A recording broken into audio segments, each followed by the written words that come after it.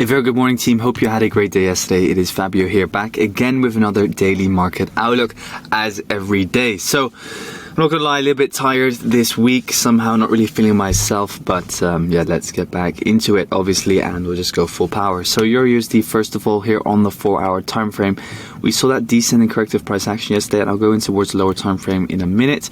But pretty much after liquidating this overall low over here, we have started to pull back in towards the highs. Now, looking at the 4-hour time frame, we have obviously this entire buy for the sell, which is your area of supply. However, in that overall leg down, there was no liquidation, meaning that it's likely that you're going to see the highs over here liquidate themselves. Well, pretty much that happened, the initial reaction over here, where initial shorters went short from. That high has now been liquidated this morning, as I can see over here.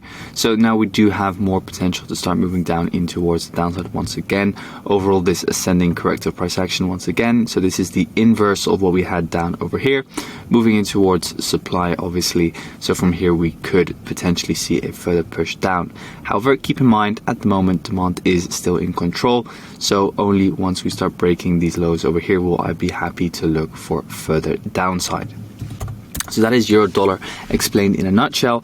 Euro dollar overall still has potential to move down lower, in all honesty. Obviously, we still have that area of demand which is still free, and the overall order flow slash structure is still bearish. Keep in mind, why am I interested in looking for shorts after that 15-minute break, which I just showed you on the 15-minute time frame? That is because this over here is your fractal low on the 4-hour, which broke this fractal high. So that would mean 4-hour structural shift as well. So 4-hour and 15-minute would then be in alignment, and therefore it would be a good shorting opportunity.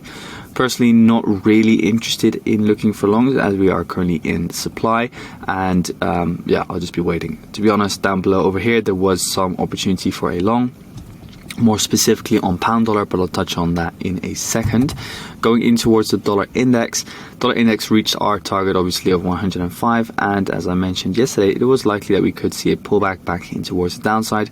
That has now happened beautifully. Overall, back down pretty much in towards that entire range which I highlighted yesterday. Let's say this over here. Now price is stalling inside of it, so let's see and what I mean, let's just see what happens on the 15-minute time frame. Sorry. Yeah, I mean, overall, just consolidating as of now. Preferably, I would still see a push down lower, if I'm very honest, just to form some new and some more structure. Because at the moment, this is just one big impulse down. This is currently your high. So if you want kind of like a more structural break or more structure to trade with, it would be preferable to see one push down, and it will give us more opportunities, in all honesty. Now, moving on in towards AUDUSD. Over here, AUDUSD pulled back in towards the highs again. Yeah, I mean, we just pulled back in towards supply, and from this area of supply, we do want to preferably be looking for a shorting opportunity. Now, what you see happening over here is that there was no liquidation in this move down. So pretty much what happens is that you see an initial reaction to this area of supply over here, but no follow through in towards the downside because there was no liquidation in that move. So what is happening at the moment is that we liquidated this high over here, but there's still potential also to liquidate this range high, which is still open. So if the dollar index indeed moves down lower, then potentially what we could start seeing is one more push up even higher, and then I will be happy to look for a short from, for example, this supply zone over here. That is what I would be looking for. So let's look at that. For now, if we break this low, then potential shorts could be in play. For the rest, 4 hours still looking good to hit demand zone number 1, as long as the overall highs are respected over here. Okay, so just keep in mind, the overall 4-hour fractal high is the high of this bearish candle over here. As long as that high is respected, we should continue down lower. Going in towards pound dollar. So pound dollar over here was the best setup yesterday, in all honesty. As you guys know, what I was referring to yesterday was that we had potential to look for a pullback in line with, let's say, EURUSD. We saw a fractal structural change. So we saw that this low got broken by this high, meaning that then this over here becomes your area of demand. We saw a close above it, and then you can start looking for a long on top of it. So we start moving in towards the highs, in towards profits. Obviously, this isn't like the most ideal setup over here. you would now be around, let's say, at your peak 1% in profit. But what you could do is then refine your entry in towards the 15-minute time frame.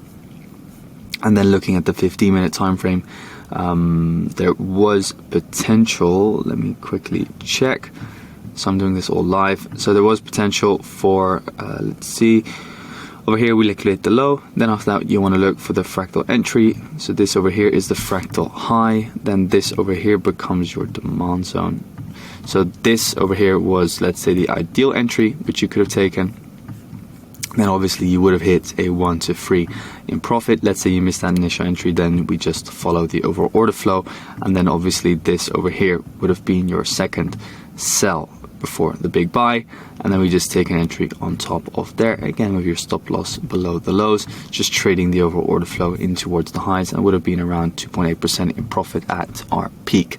Now pound dollar still has room to move up higher, in all honesty, because we haven't really reached any significant area of supply. Like, this is just support and resistance level, so that's why we're seeing an initial reaction, but preferably you would want to see a push up higher for sure.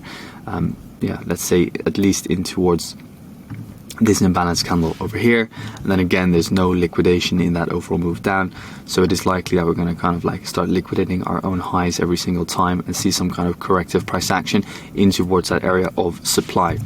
Now moving onwards into NZDUSD.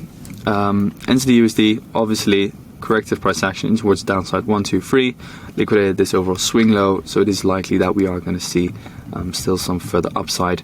However, upside will only come if we start breaking this fractal high over here. From the lows you could have looked for, let's say, a lower time frame longs, but at the moment we are nearing this area of supply, so we could see a push down. But if we break that area of supply, then it is very likely that we're going to start breaking out and pushing up higher. So keep that in mind, that this is kind of like a make or break zone. Going in towards gold, last of all, gold all-time highs again. Yeah, it's not really my favorite pair at the moment. I mean, I don't really see a lot of opportunity on this pair, to be honest, so I'm not going to really focus too much time on it. Again, if we see a pullback in towards this overall sell before the buy, look for longs from there. So that's it for today, guys. Thank you so much for tuning in. Wish you all a fantastic day, and we will speak soon. Thanks.